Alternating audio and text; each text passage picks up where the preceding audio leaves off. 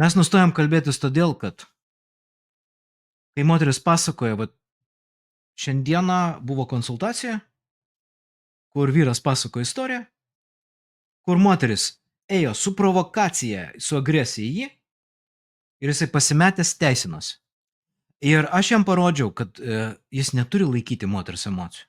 Jeigu toj komunikacijoje yra provokacija, tai yra nepagarba, nes nepagarbos nereikia laikyti arba nelaikyti. Ją reikia paprasčiausiai stabdyti, bet ją reikia pažinti pirmą.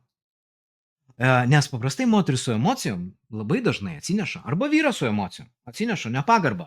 O dar be to, nepagarba yra irgi, kas tai yra, labai individualu, ką mes suprantam kaip nepagarbą. Tai mes dabar nelysim, bet vienas iš aspektų yra, kad mes nustojam kalbėti su moterim, todėl, kad ant mūsų raunasi.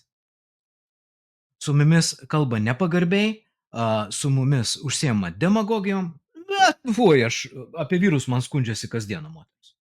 Lygiai taip pat.